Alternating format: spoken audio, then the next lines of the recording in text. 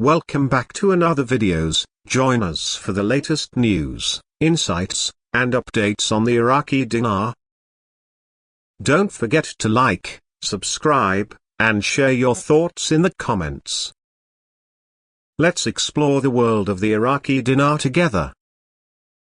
In international finance, the term float refers to the floating exchange rate, a system where the value of a country's currency is determined by the open market, or foreign exchange market, based on supply and demand relative to other currencies.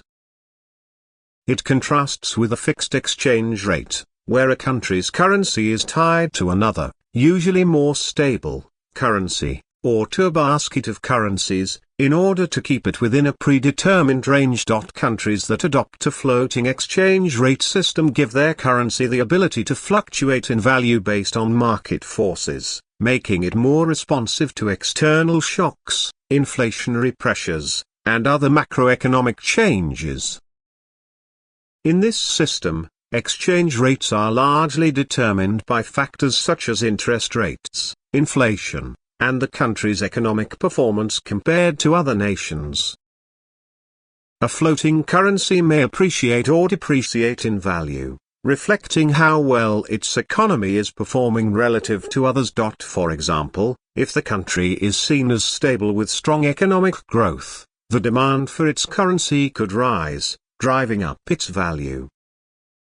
Conversely, if it experiences political instability or economic difficulties, demand for its currency may fall, leading to depreciation. The flexibility of this system provides the country with the ability to allow its currency to respond dynamically to international pressures, instead of being locked into a fixed value. However, the downside is that currency fluctuations can sometimes lead to volatility, which can impact trade and investment. Transitioning to a floating exchange rate opens the door for the next phase, which is expanding the financial system to operate on an international level. When the goal is to make a financial system international, it means that a country is moving beyond just managing its own economy and is now participating in the global economic system. This involves integrating into the global markets, attracting foreign investment, and engaging in international trade. The country's currency needs to be able to hold up in a competitive, international setting, where it will be compared and traded against other currencies. This is where the real effective exchange rate, REA, comes into play. The REA is an important tool used to measure the value of a currency relative to a basket of other major currencies, adjusted for the effects of inflation. Unlike a simple bilateral exchange rate, which might just compare the value of one currency against another, for example, the US dollar against the euro, the REA takes into account the overall competitiveness of a country's currency in the global marketplace.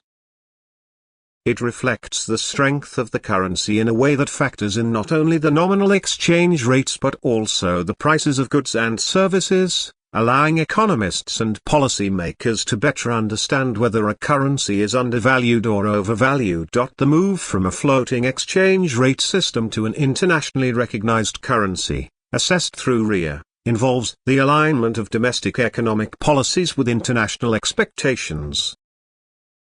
It's not just about letting a currency float freely but ensuring that it remains competitive. These include the development of financial infrastructure, such as robust banking systems, stock markets, and financial regulatory frameworks.